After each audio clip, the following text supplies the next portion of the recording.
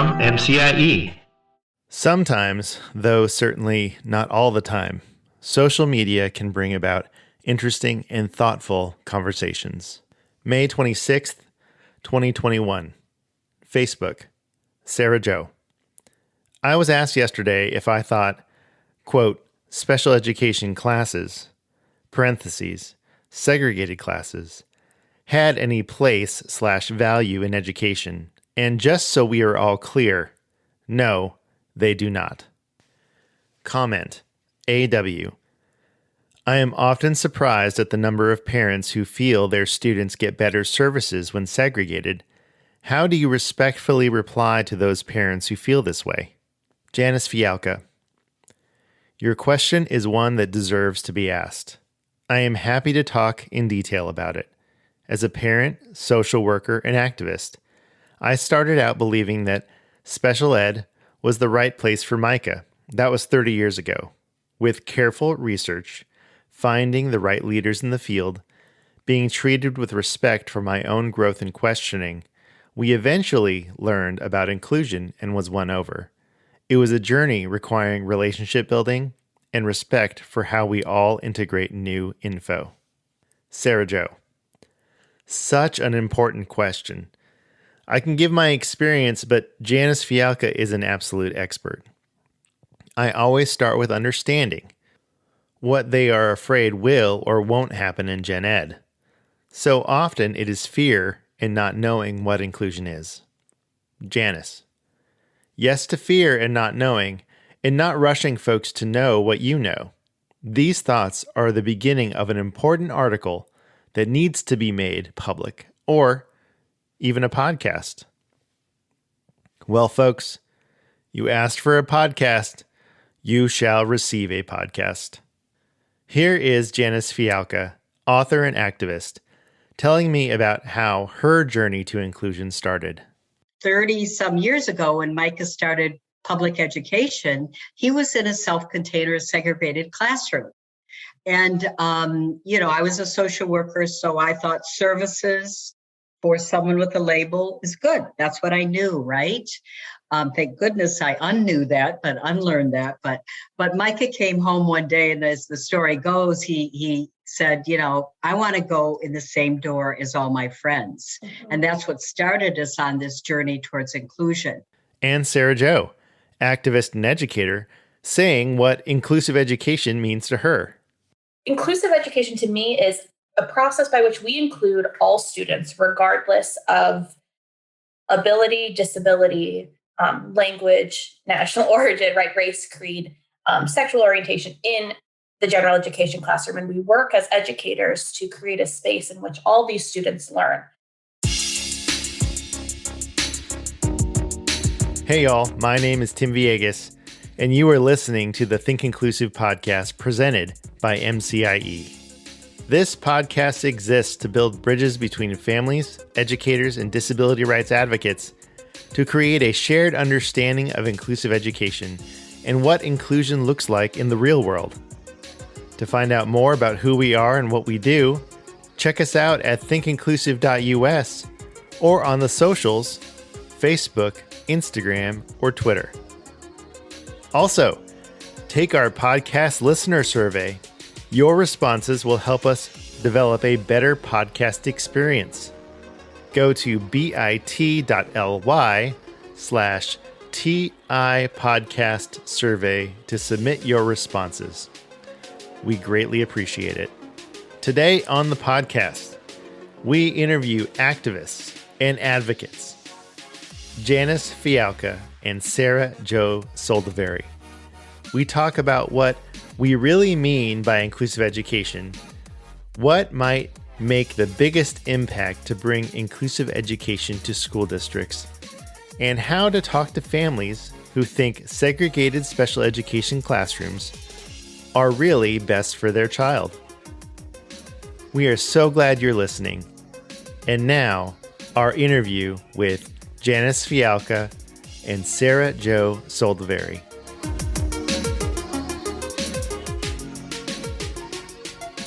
So today on the Think Inclusive podcast, I'd like to welcome Janice Fialka and Sara Jo Soldovieri. We're going to talk about some really great things today. I'm excited. Would you mind, Janice and Sara Jo, if you wouldn't mind just introducing yourself to our audience, and we can start with Janice. Sure. Yeah. Thanks so much, Jim, for inviting us. I really look forward to the conversation. Nice to be with Sara Jo, and nice to see you again, Tim. So the question, who am I? I am a longtime activist, advocate. I'm the mother of 2 adult children, Micah and Emma. Micah was in the film Intelligent Lives, featured one of the individuals. He lives interdependently in Syracuse, has an intellectual disability. So in many ways, he's been all of our family's teacher or door opener to the world of disability. Long time in that world. I'm a social worker by trade, and let's see, I love to shovel snow. So I'll leave it at that a little bit. Thanks. I'm glad somebody does. Shovel snow, that is. Yeah. Okay, Sara Jo. Yes, and thank you, Tim, so much for having me. Janice, it's always an honor to talk and work and be in community with you. For those of you who don't know me, I'm Sara Jo Soldovieri. I'm a doctoral student at Syracuse University studying inclusive special education. I'm an inclusive special educator by training. I'm also the proud product of a fully inclusive school, in which I was first introduced as a child to what inclusive ed is. I was previously at the National Down Syndrome Society, where I created and ran their inclusive education program. Some of you may have seen me in the recent documentary Forget Me Not, in which we're bringing to light the situation in New York City with inclusive education. And I am a longtime, relatively advocate for inclusive ed, disability rights, and I'm happy to be here. Fantastic. So the reason why this all came together was a conversation in a Facebook thread. And to be honest, I don't even remember the post, but the comments were surrounding, what do we do? How do we advocate for inclusive education with parents and educators who really believe that segregated special education classrooms are best for their students and for their children. So before we get into that big conversation, why don't we just set some, talk about, maybe define what we're actually talking about.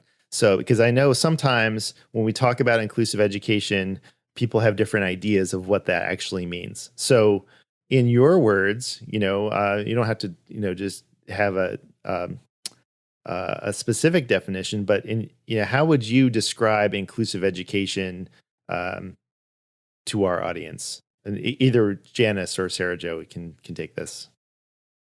Go ahead, Sara Jo, and I'll pipe in. Perfect. So the lens through which this Facebook post was looking at was for students with intellectual and more what we used to consider complex disabilities, right? And I like to kind of push back on that notion of what a complex disability is.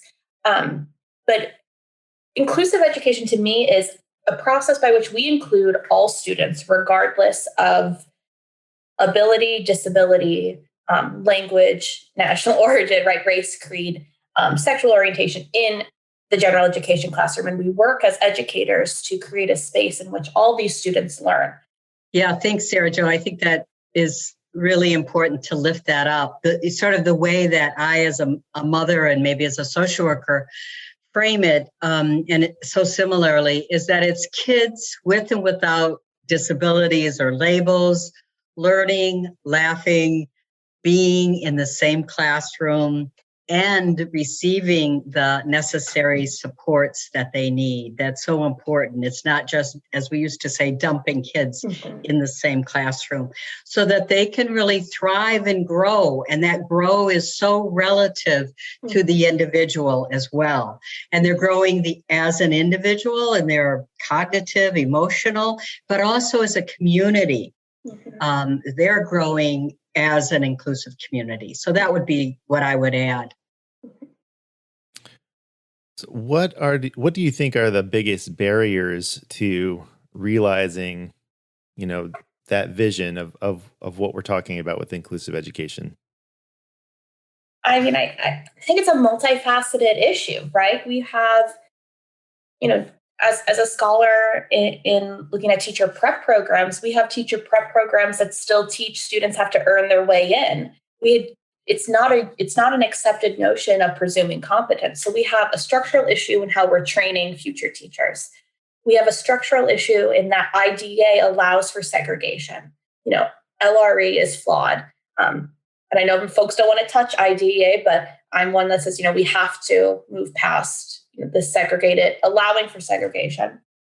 And then there's a mindset issue, right? I don't think as a society we do enough to educate folks around presuming competence, around disability justice, around, these models of disability. And the assumption just sort of is that parents will, once they have a disabled child, that they'll do all this back work. But that's not fair. And that's how we see, those who have the most privilege really pushing for inclusive ed, because they're the ones who can spend the time, do the research, right? Hire an advocate, take time off of work. And so we have to be able to meet parents where they're at and explain the benefits and also get past that fear. Because when you have parents who didn't go through an inclusive education, who don't have the resource, the economic, the different capitals to do this, that's why we have folks who continuously perpetuate this even for their own students. Yeah, excellent. I just want to keep revisiting each of the things that you raised up, Sara Jo. My number one point was teacher preparation. Mm-hmm. That's sort of the long term. But in terms of the specific, I think one of the things, our daughter Emma is now a principal in Boston, very supportive and skilled in inclusive education. And one of the things I asked her last night, how to respond to this question, was she said there's an overemphasis on finding the right setting as opposed to creating the right setting. And I just thought, that's it. None of us really know how to do this. I mean, none of us really know how to live, right? I mean, and so we move into it through conversation and reflection. And I'll just add that I think one of the things that we noticed as we supported Micah to be fully included was that there wasn't the emphasis on conversation or reflection among all of the professionals. So we can learn so much when the speech therapist or the general ed teacher or the art teacher or the maintenance person come together and explore what's working and what isn't working. So those structures of reflection also, I think, need to be in place. So that's a couple of thoughts to add. Do you think the IEP process is a barrier? Absolutely. I mean, I put something out, again, I say I'm on social media to cause problems, but I put something out a few months ago that said, I'm not interested in working within special education systems. I'm interested in burning down the structures that we have, these systemic issues of segregation. The IEP allows kids to be segregated. I mean, I had a professor at SU once that said, if you build it, you'll fill it, right? You build a segregated spot, you're going to find kids who you think fit there. So I would love to see what we have completely thrown out and let's build it again. Yeah, that's great. What we learned is that often the general ed teachers really did not pay attention or even read the IEPs. And so we created a one-page form. It used to be 10 pages, but then I realized most professionals do not have time to read all of that. So just a one-page conversation about what Micah is learning, what we've all learned in terms of how to support him. And eventually we did something that I know a lot of people haven't done, is that Micah's peers were involved in exploring with him and the teachers what's working and how do we support them. So again, it's also this engagement of community that I mentioned. In fact, I'll just quickly share my husband, who's a longtime activist from the 60s and really understands the importance importance of changing the system. When we would go to the IEP meetings, he would say the first IEP goal is to change the school. A big noble issue, right? But I think that's really important, Sara Jo, is that how much the IEP really segregates in and of itself. Thank you for that. It's something that Sara Jo, I know Janice knows, but something that Sara Jo you may not know about me was that I taught in segregated self-contained classrooms for, well, essentially 13 years. and so, and since my first year, my teacher training was at Cal State Fullerton, California State University Fullerton, where I was trained in inclusive education. But then I had to get a job, and my job was my credential was in adapted or modified curriculum. And so what ends up happening for me and for a lot of other people who believe in inclusion, the only job that you can get is in a segregated self-contained classroom. So even though I tried to make change at my schools in California and then following my move to Georgia, it's difficult to make change from the inside out, right? And sometimes there just aren't the options that are available. So I'm making that connection to families who say, no, I don't want that for my child. I don't want to have my child endure all of the barriers that it's going to take for their education to be successful. So I'm wondering, do you run across that in your day-to-day conversations? And what would you say to a parent who is struggling with this concept? Well, I'll start. I wouldn't say a lot initially. I would listen.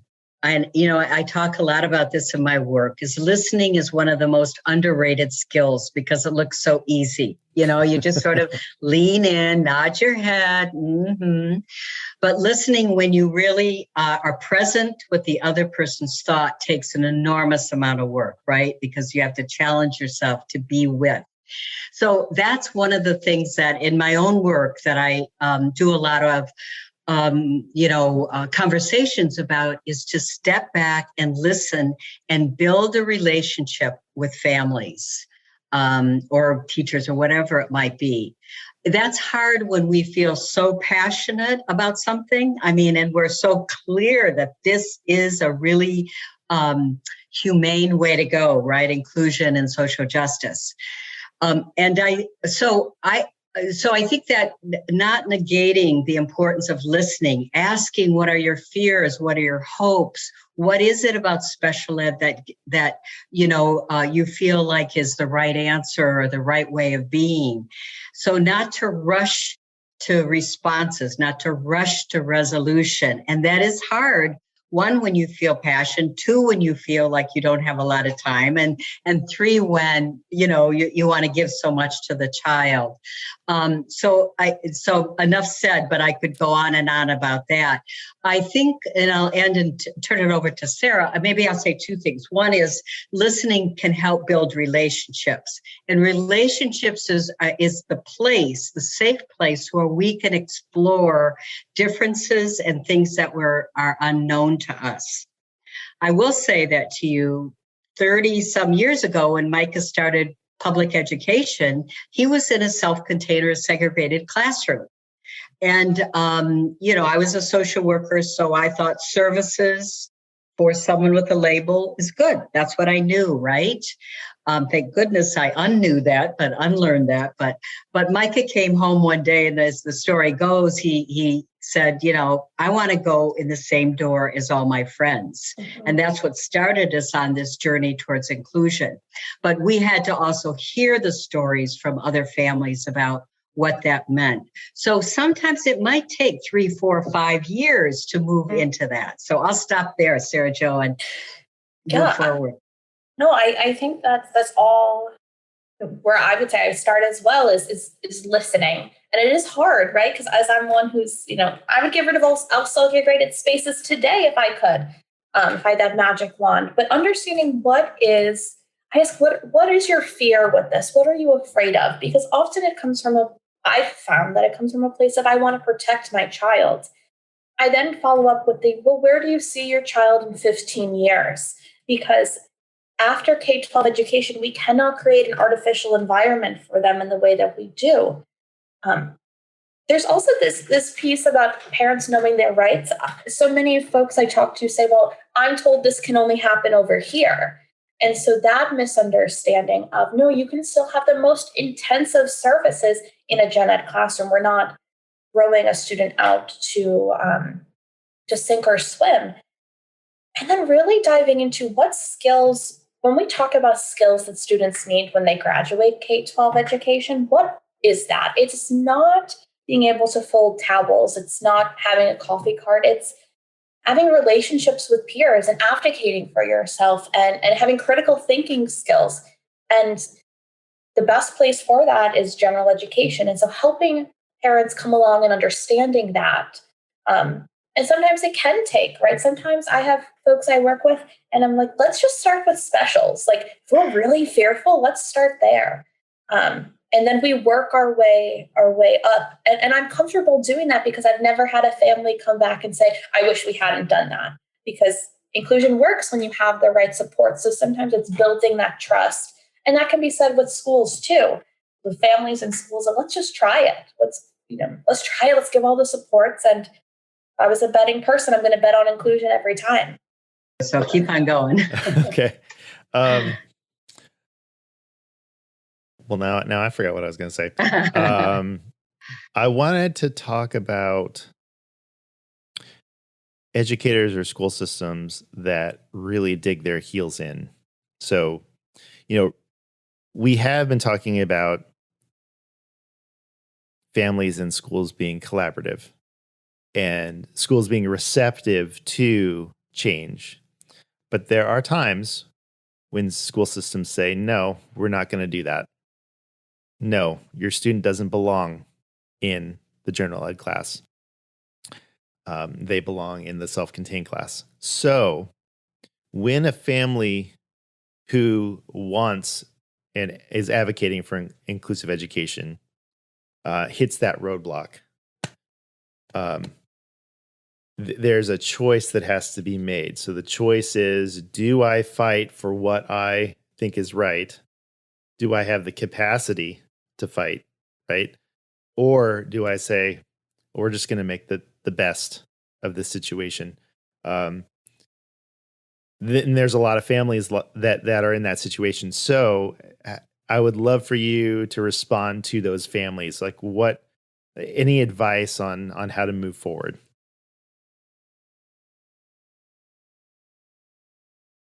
Well, I will say, and of course, I'm not a parent, right? So I always like to say, it's very easy for me to say from my apartment in Syracuse, what I think, but it's a different thing to live it.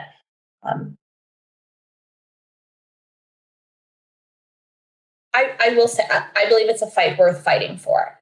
And I say to my families, I will be with you 1,000% every step of the way. Now, I'm not ignorant to think that everyone can go hire a lawyer, right? That everyone can find an advocate to do this. I hope folks find that community and reach out to us. But I will say that going to mediation, filing due process. Yes, it's scary. But what's even scarier are the phone calls I get from families who have students who are 19, 20, 21 years old in segregated settings who are about to age out and say, we have no skills. We're headed for a shelter workshop. What do we do? And I have one family I work very, very closely with. And the mom keeps reminding me, you either pay now or you pay later. Mm-hmm. And so how do we balance this? And I think part of it is finding community and looking at alternate ways that are not just the traditional mediation due process. One thing I've been doing with many families, and I would of course say I'm not a lawyer, one thing I do with some of my families is we actually revoke consent for special education services and just use a 504 plan and sort of force the school district's hand. Like, you don't want to play nice, like neither are we. Systemically, the problem is school districts tend to have a blank check to work with. So you will always outlast the families if school districts really dig their heels in enough. So what can we do that gives us the power back? And that's one tool I've used it, and I'll say, of course, small data set, right? But worked 100% of the time that I've implemented it with the folks I've worked with.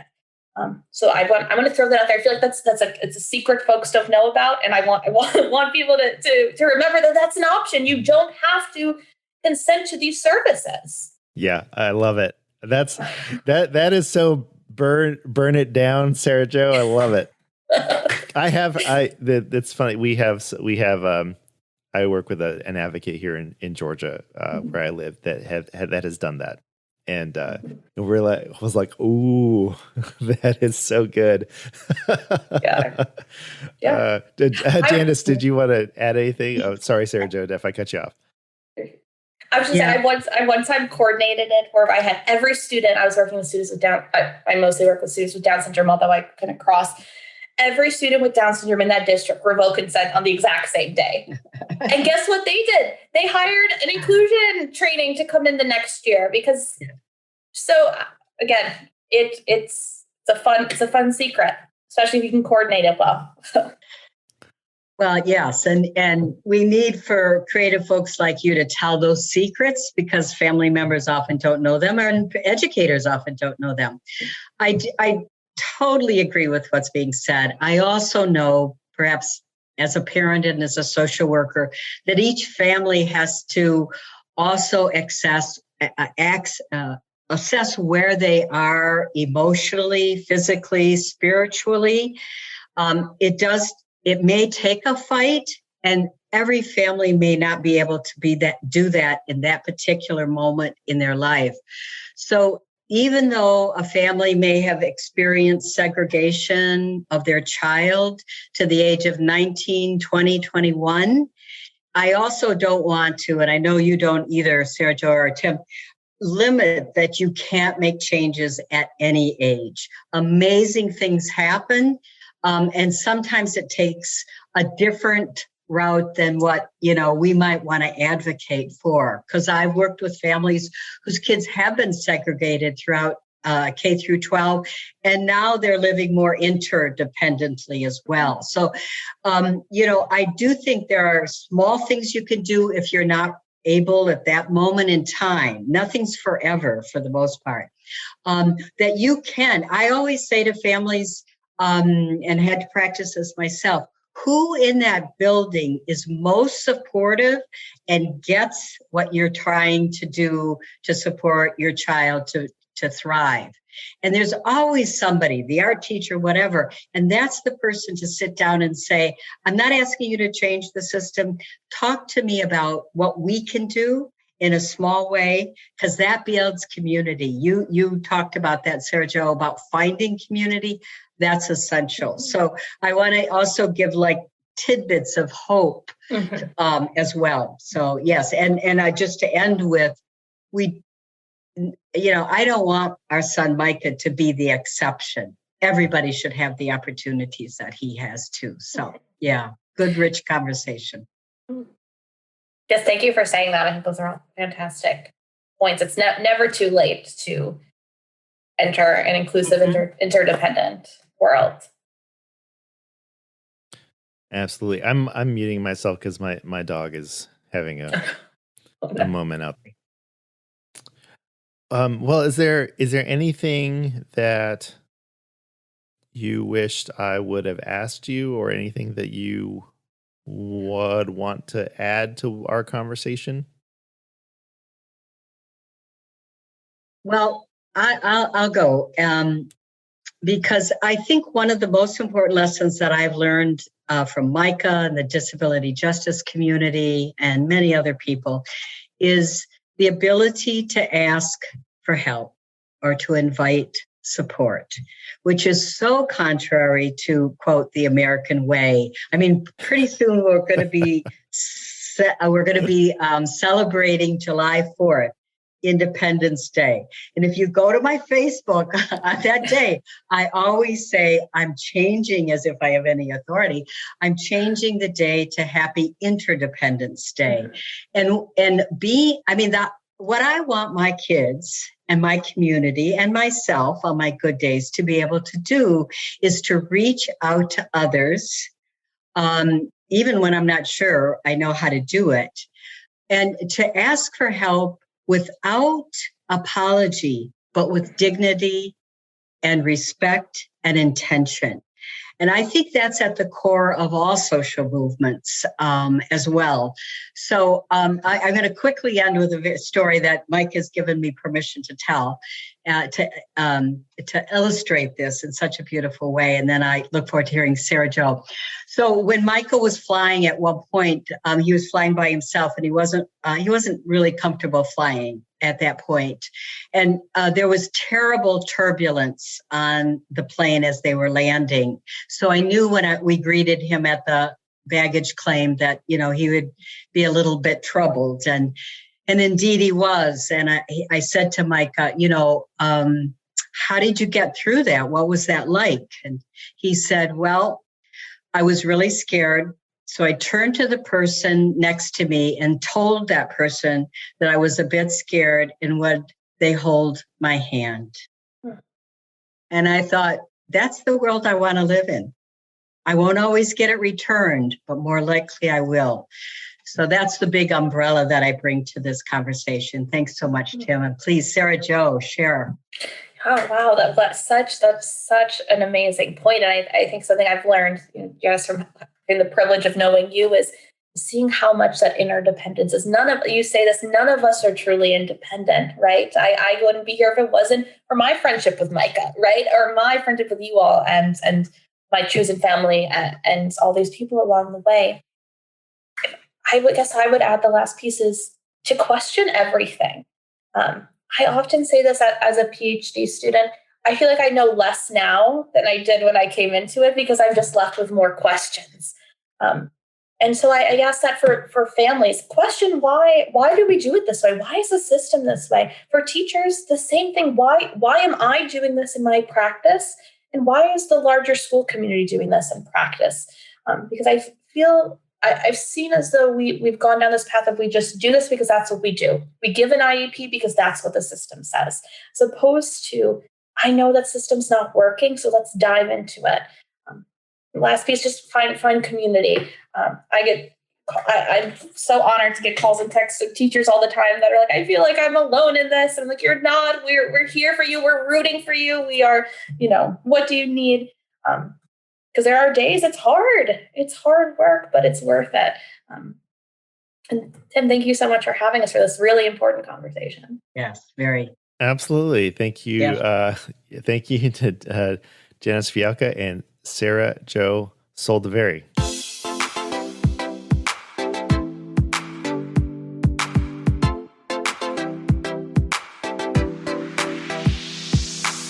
That will do it for this episode of the Think Inclusive podcast. Subscribe to the Think Inclusive podcast via Apple Podcasts, the Anchor app, Spotify, or wherever you listen to podcasts. Have a question or comment? Email us at podcast@thinkinclusive.us. We love to know that you're listening. Thank you to patrons Veronica E., Sonia A., Pamela P., Mark C., Kathy B., and Kathleen T. for their continued support of the podcast. When you become a patron, your contribution helps us with the cost of audio production, transcription, and promotion of the Think Inclusive podcast. And you could even get a shout out like the fine people we just mentioned. Go to patreon.com/thinkinclusivepodcast to become a patron today and get access to all our unedited interviews, including our conversation with Janice Fialka and Sara Jo Soldovieri. Thank you for helping us equip more people to promote and sustain inclusive education. This podcast is a production of MCIE, where we envision a society where neighborhood schools welcome all learners and create the foundation for inclusive communities. Learn more at mcie.org. We will be back in a couple of weeks to talk with Michael McSheehan to discuss multi-tiered systems of support, universal design for learning, and why sometimes we are the biggest barrier to inclusive education. All the general educators I've ever worked with, once they have that first moment of, oh my gosh, I can reach Jack. Like, I am now connected with Jack. And Jack was a student I never knew I could connect with. That teacher's on fire for the rest of the year. They're good. They need that moment. But if we're always in this getting ready for the change thing, and we never put the kids physically in the room, people don't get those great experiences. Thanks for your time and attention. Until next time, remember, inclusion always works.